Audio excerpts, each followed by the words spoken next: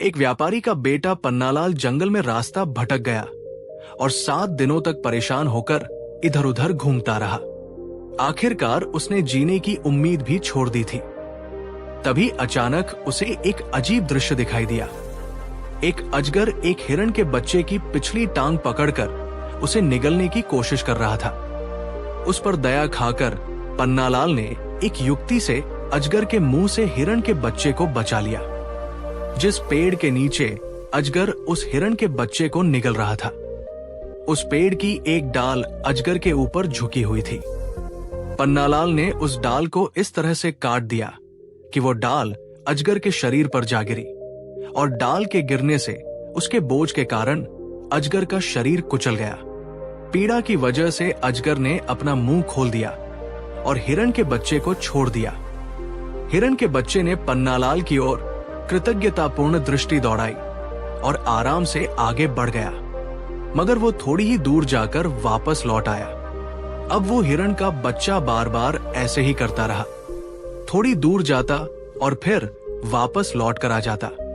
हिरण के बच्चे को बार बार इस तरह ऐसा करते देख पन्नालाल ने सोचा कि वो बिना साथी के आगे नहीं बढ़ना चाहता है, और वह भी उसके पीछे से चल पड़ा। हिरण का बच्चा पन्नालाल को उस जगह ले गया जहां फलों के पेड़ थे। पास में ही एक झरना बह रहा था। पन्नालाल कई दिनों से भूखा प्यासा था। पन्नालाल ने भर पेट फल खाए और जल पिया। तब थोड़ा एक पेड़ के नीचे लेट कर सो गया। जब पन्नालाल की आंख खुली तो उसने देखा कि हिरण का बच्चा उसके निकट ही खड़ा हुआ है। पन्नालाल को बैठते देख हिरण का बच्चा फिर से चलने लगा। पन्नालाल भी उसके पीछे हो लिया। अब जल्द ही वे दोनों एक देश की सीमा के पास पहुंच गए और पास में ही किले की दीवार भी नजर आने लगी। पन्नालाल को किले की दीवार के पास छोड़कर वो हिरण का बच्चा कहीं चला गया। अब अंधेरा भी हो चुका था। पन्नालाल ने सोचा कि कहीं किसी पेड़ के नीचे बैठकर विश्राम किया जाए, पर यह क्या, वो जहां खड़ा है वो तो एक श्मशान है। अब उसने पेड़ के नीचे सोने का विचार त्याग दिया और पेड़ पर रात बिताने की सोची और पेड़ पर चढ़कर बैठ गया। इसके दूसरे ही क्षण उसे एक भयंकर दृश्य दिखाई दिया। उसके सारे रोंगटे खड़े हो गए, क्योंकि नए गाड़े गए एक गड्ढे में से एक मनुष्य की लाश ऊपर उठने लगी। पन्नालाल चीख मारकर कांपने लगा। पन्नालाल को डरते हुए देखकर वो मुर्दा बोला, डरो नहीं, मैं कोई भूत प्रेत नहीं हूं, बल्कि तुम जैसा एक मानव ही हूं। मैं अपनी बदनसीबी की कहानी तुम्हें सुनाता हूं। सुनो। पन्नालाल अब हिम्मत बटोरकर पेड़ से नीचे उतर आया और आकर पूछने लगा, इस अनर्थ का कारण क्या है? भाई वो आदमी बोला, मेरी कहानी सुनोगे तो सारी बातें तुम्हारी समझ में आ जाएंगी। इन शब्दों के साथ उस व्यक्ति ने अपनी कहानी सुनानी प्रारंभ कर दी। मैं एक राजकुमार हूं। युवावस्था में प्रवेश करते ही मैं अपने देश को छोड़कर घोड़े पर बैठकर नग्नगर भ्रमण के लिए चल पड़ा। अब मैंने अपनी इस यात्रा में अनेक नगर, शहर और राज्य भी देखे। मुझे मालूम हुआ कि कोई अत्यंत ही विचित्र देश है और उस देश की राजकुमारी असाधारण सुंदरी है। उसने ये घोषणा की है कि उसके द्वारा ली जाने वाली प्रतियोगिता में विजय होने वाले के साथ वो विवाह करेगी और उसको अपने देश का राजा बनाएगी। मैंने उसके चित्र को देखा। निश्चय ही वो अद्भुत सौंदर्यवती थी। मैं उसके चित्र को देखकर अपने आप पर नियंत्रण न रख सका और उस देश की खोज में चल पड़ा। कुछ दिन खोजने के बाद मुझे वो देश मिल गया और मैं राजकुमारी के सामने उपस्थित हो गया। राजकुमारी ने हृदय पूर्वक मेरा स्वागत किया। मैं उसके सौंदर्य को देखकर आश्चर्यचकित रह गया।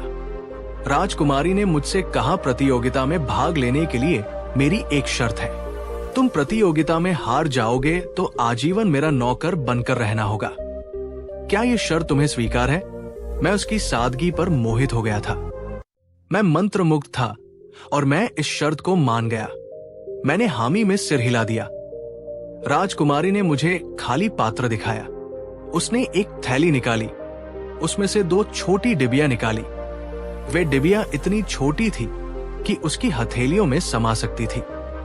उसने उन डिबिया को खाली पात्र के बाजू में रख दिया। फिर उसने उन डिबिया में से एक डिबिया को बाएं हाथ की हथेली में लिया और हिलाया। हिलाते ही उसमें से कोई ध्वनि नहीं निकली, तो उसने वो डिबिया पात्र के अंदर रख दी।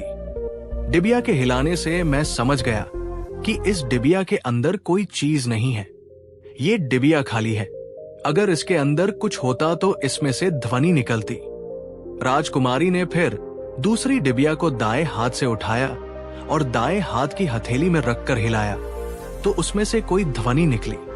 मैं समझ गया इसमें कोई चीज है जिसकी वजह से ध्वनि निकल रही है। राजकुमारी ने उसको भी उसी पात्र में रख दिया और मेरी तरफ देखकर बोली है, युवक, ये जो 2 डिबिया रखी है इसमें से एक खाली है और एक में एक सिक्का रखा हुआ है। अब तुम्हें करना यह है कि अंदाजे से सिक्के वाली डिबिया को उठाना है। अगर तुमने ऐसा कर लिया तो मैं और मेरा राज्य तुम्हारा हो जाएगा। मैं इस प्रतियोगिता में असफल रहा क्योंकि मैंने उस पात्र से एक डिबिया को निकाल कर हिलाया, तो उसमें से कोई ध्वनि ही नहीं निकली। फिर राजकुमारी ने दूसरी डिबिया को अपने दाएं हाथ से हिलाया, तो उसमें ध्वनि निकली और इस प्रतियोगिता में हारने के बाद मैं उसका गुलाम बन गया। मेरे जैसे ना जाने कितने राजकुमार प्रतियोगिता में हारकर उसके गुलाम बने हुए थे। उनमें से ही एक मैं भी था। गुलामों पर इतने प्रतिबंध थे कि वे उस महल से बाहर कहीं जा नहीं सकते थे, नगर में भ्रमण नहीं कर सकते थे। बस सारे दिन राजकुमारी की गुलामी करना और फिर एक अंधेरे कमरे में बंद कर दिया जाता था। मुझे ये गुलामी बिल्कुल भी रास नहीं आ रही थी। मैं उस गुलामी की जंजीरों से निकलना चाहता था, सो रात दिन वहां से बचकर निकलने के उपाय सोचता रहता।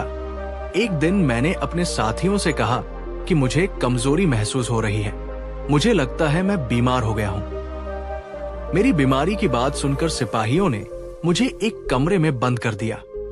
उन्हें खतरा था कि मुझसे कोई संक्रमण ना फैल जाए। अपनी योजना के तहत मैंने एक दिन राजकुमारी के पास खबर भिजवाई कि मैं बीमार हूं और एक बार राजकुमारी को देखना चाहता हूं। अगर वो मेरे सामने आए तो उनकी बड़ी मेहरबानी होगी। राजकुमारी मुझको देखने आई और पूछा है, युवक, तुम्हें क्या हो गया है? मैंने उनको देखकर कहा है, महारानी दयामयी आप आ गई। मैं कृतज्ञ हो गया। मैं मरने जा रहा हूं। मैं राजवंश में पैदा हुआ व्यक्ति हूं। हमारी प्रथा के अनुसार कृपया मेरी लाश को दफना दिया जाए। उसका दाह संस्कार मत करवाना, क्योंकि मेरे यहां पर प्रथा है कि वहां पर दफनाया ही जाता है। मेरी मृत्यु के बाद मुझको गुलामी से मुक्त करके नगर के बाहर दफना देना। हे युवक, अच्छी बात है, मैं ऐसा ही करूंगी। तुम तृप्त तो हो गए हो ना? राजकुमारी ने कहा और मैंने हाँ में सर हिलाकर उसके प्रति आभार प्रकट किया। पन्नालाल को बड़ी रुचि के साथ कहानी सुनते देख वो युवक बोला, तुमने अपना नाम नहीं बताया। मेरा नाम पन्नालाल है, तुम अपना नाम बताओ। वो आदमी बोला, मेरा नाम सागर कुमार है। नाम बताने के बाद सागर कुमार ने फिर से अपनी कहानी को आगे बढ़ाया। हमारे राज दरबार में एक जहर का विशेषज्ञ था। हमारे देश में सांप के डसने से अनेक लोगों की मृत्यु हो जाती थी। इसलिए मेरे पिताजी महाराज ने उन विशेषज्ञ को अपने राज दरबार में ही रख लिया था। उसने एक बार मुझे एक जड़ी बूटी दिखाकर बताया कि उसके फलों को भोजन के साथ चबाने से कोई भी व्यक्ति 2 दिन के लिए लाश जैसा निश्चल पड़ा रहेगा। और सौभाग्य से एक बार मुझे राजकुमारी के साथ उद्यान में जाने का मौका मिला और सहयोग से मुझे वो पौधा उनके उद्यान में मिल गया। मैंने उसका एक फल तोड़ लिया और अपने साथ रख लिया और रविवार के दिन मैंने सुबह के खाने के साथ उस फल को खा लिया। थोड़ी देर बाद ही जैसे मेरी चेतना चली गई और मैं लाश जैसा गिर पड़ा। सब लोगों ने सोचा कि इसकी मृत्यु हो गई है। मेरे कहे अनुसार राजकुमारी ने मुझे नगर के बाहर इस जगह दफना दिया। अब मेरे प्राण वापस लौट आए हैं। जैसे कि उन विशेषज्ञ ने कहा था कि 2 दिन के तुम्हारे प्राण वापस आ जाएंगे। सो प्राण वापस आ गए हैं। मेरे दोस्त, ये तो थी मेरी कहानी। अब तुम अपनी कहानी बताओ। सागर कुमार ने पन्नालाल से कहा तो पन्नालाल ने भी संक्षेप में अपना सारा वृतांत सागर कुमार को कह सुनाया कि मैं एक व्यापारी का बेटा हूं और रास्ता भटक कर यहां आ गया हूं। दोनों बहुत देर तक बातें करते रहे। सागर कुमार की बातों से पन्नालाल ने ये तो पता लगा लिया था कि राजकुमारी जादू की युक्ति द्वारा लोगों को धोखा दे रही है, जादू की युक्ति लगाकर लोगों को हरा रही है। पन्नालाल का एक मित्र जादू की विद्या में प्रवीण था। उससे पन्नालाल ने जादू की कई सरल युक्तियां सीख ली थी, इसलिए उसने राजकुमारी के द्वारा प्रयोग की हुई युक्ति को समझ लिया था और अब उसी युक्ति द्वारा राजकुमारी को हराने की सोची। उसने अपने मन में चलते हुए इस विचार को सागर कुमार को बताया तो सागर कुमार पन्नालाल को समझाते हुए बोला, तुम अगर अपनी युक्ति के द्वारा राजकुमारी को हराओगे तो वो सहजता से अपनी हार स्वीकार नहीं करेगी। इसकी क्या गारंटी है? हार कर भी यदि वह तुमको कारागार में भेज दे तो तब तुम अपने पिता की सेना को लाकर मुझे कारागार से मुक्त करा देना, क्योंकि अब तो तुम आजाद हो और अपने नगर को जा सकते हो। हे मित्र, क्या मेरी इतनी सहायता नहीं करोगे? पन्नालाल की बात सुनकर सागर कुमार बोला, मैं तुम्हें वचन देता हूं मित्र, मैं अपना भेष बदलकर नगर में रहूंगा और तुम्हारे लिए सारे आवश्यक प्रबंध भी करूंगा। मेरे पिता का राज्य भी समीप ही है, आवश्यकता पड़ने पर हम उनकी भी सहायता लेंगे।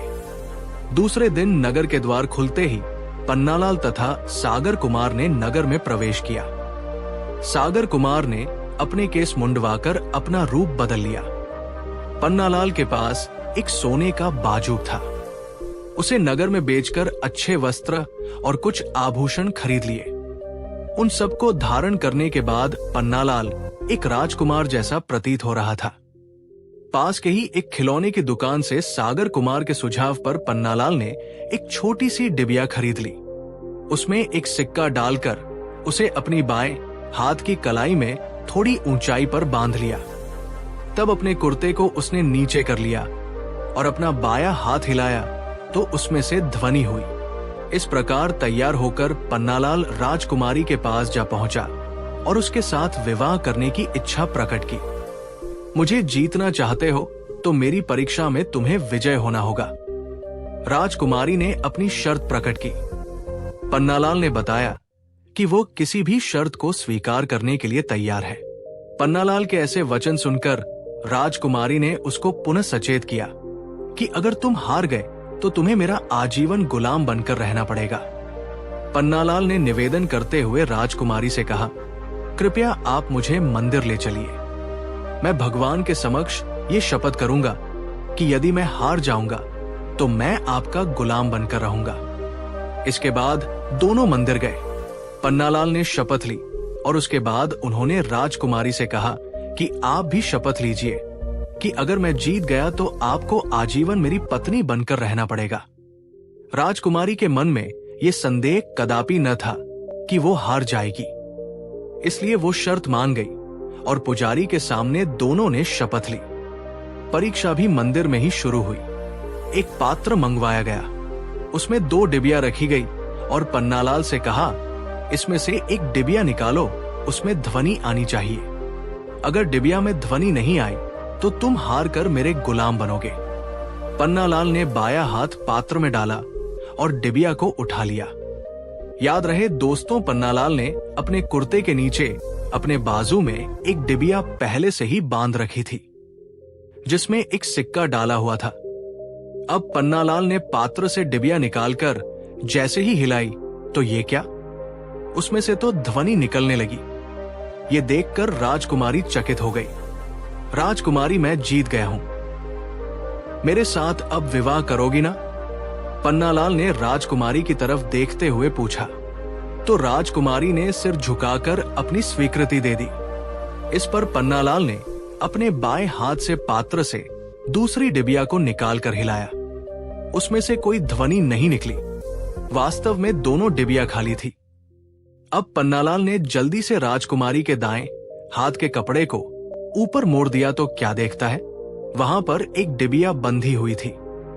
पन्नालाल ने वो डिबिया वहां से खोलकर जैसे ही हिलाई तो उसमें से ध्वनि आई। अब पन्नालाल क्रोधित होते हुए राजकुमारी से बोला, तुमने इस तरह से धोखा देकर सबको हराया।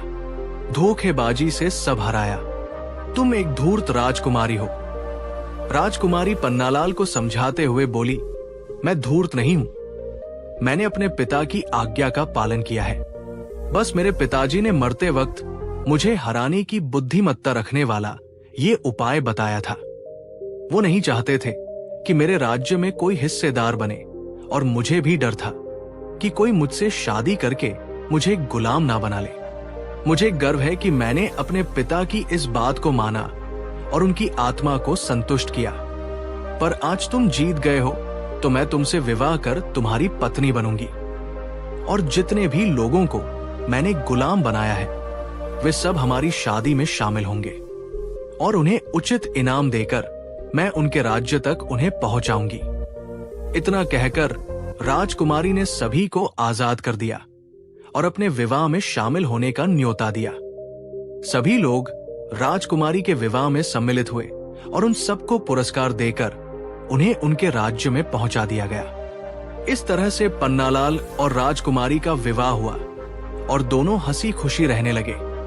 सागर कुमार भी अब बहुत खुश था कि इस राजकुमारी को मैं नहीं जीत पाया तो मेरे दोस्त ने जीत लिया, और वह भी अपने नगर को चला गया। उसके माता पिता अपने पुत्र को बहुत दिनों बाद देखकर बड़े प्रसन्न हुए। दोस्तों, कहानी यहीं पर समाप्त होती है। आज की हमारी कहानी आपको कैसी लगी? कृपया टिप्पणी करके जरूर बताएं। साथ ही हमारे चैनल को सब्सक्राइब जरूर करें। बहुत लोग वीडियो को देखते हैं लेकिन चैनल को सब्सक्राइब नहीं करते हैं, इसलिए चैनल को सब्सक्राइब जरूर करें। धन्यवाद।